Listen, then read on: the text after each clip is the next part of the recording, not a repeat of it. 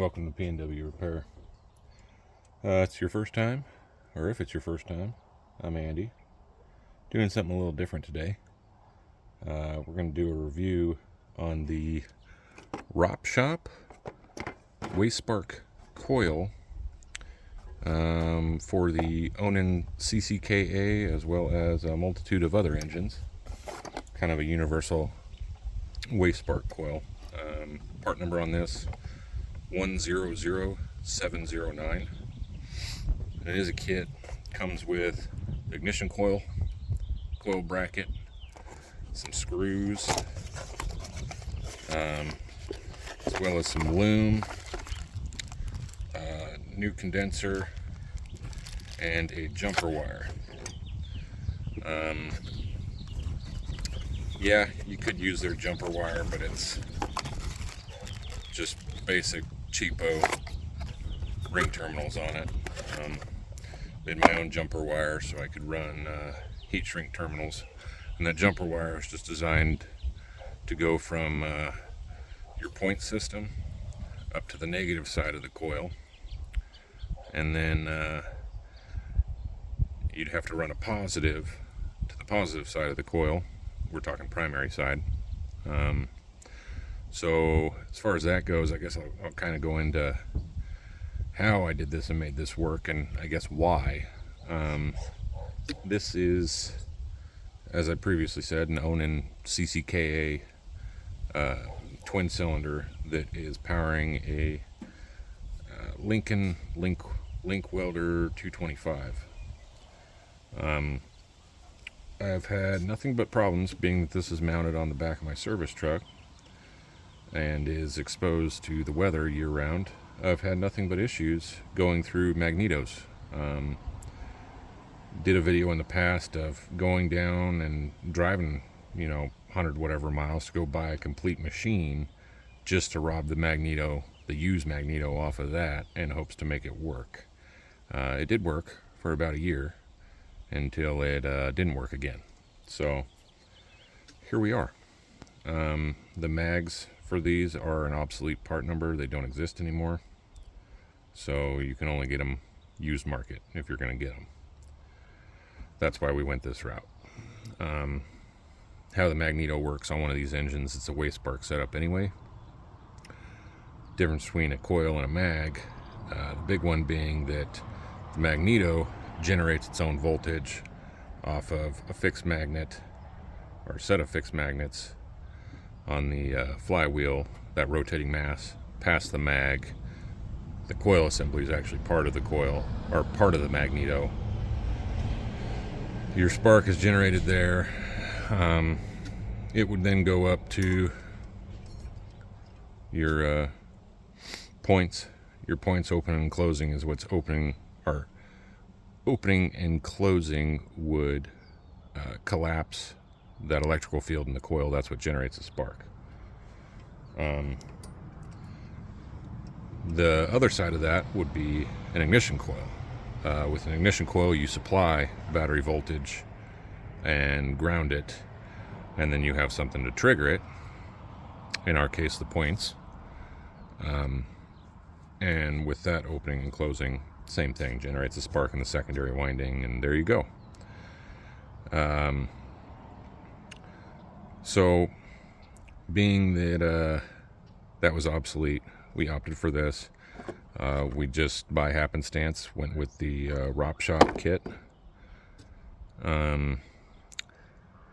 We'll say they're not real clear. I mean, there's zero instructions, I think. There might be. I didn't actually go to their website. I did purchase this off of Amazon. They may have directions on their website, I don't know. But it's not terribly complicated, but I had a hell of a time making this work. For a multitude of reasons that may or may not be something you run into, but basically, for supplying the power, originally off of running a Magneto, you'd have the wire from the mag that goes up to that. You'd also have another wire, this wire that goes in back here, that goes up to the on-off switch on the front of the machine. When that is off, all you're doing is supplying a path to ground, grounding out the mag, so it won't spark. So what I did there is I swapped that from being grounded when it switched on to supplying 12 volts directly from one of the batteries. So with that switched, then the big issue I ran into was grounding. I struggled trying to figure out why I would have my 12 volts up at the switch and out of the switch, but back here on the ignition coil I didn't have a 12 volt supply for a long time there.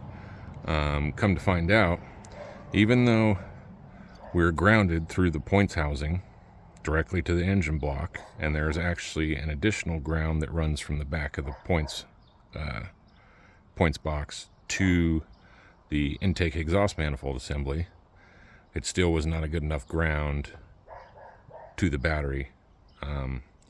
So that's why we weren't actually getting our voltage supply up to the coil. So what I ended up doing was running a ground from the ground side of the coil. Or how did I do this? Yeah, that's right. No, that's not right. So ran a ground from the back side of our ignition box directly down to the ground side of the battery. And lo and behold, we have spark now. Yeah, I guess this is kind of just an orientation of how one might do it. The one thing these kits didn't come with either was plug wires. So to do that, if you've never made plug wires before, there's some special pliers you need, and you just buy a universal spark plug wire set and make your own wires. But aside from that, I just used one of the existing mounting screws on the cover for their bracket. Then this screw was in their kit, comes with a sheet metal clip, ran that through. That's what holds the coil in position, and I think that's all there is really to it. So without further ado, let's let it rip. Tater chip. Ignition on, a little bit of choke, fuel's on. She's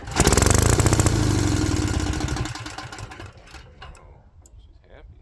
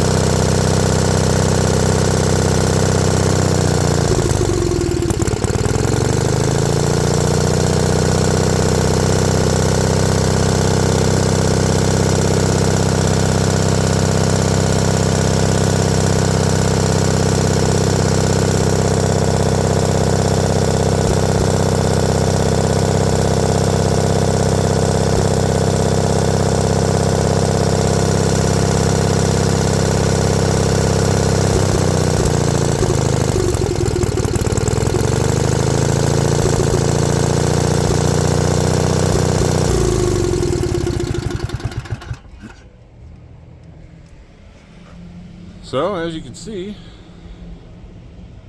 Coil does Coil things. Overall, I'd say it was a pretty darn good company to deal with. I did have an issue with the first coil they sent me.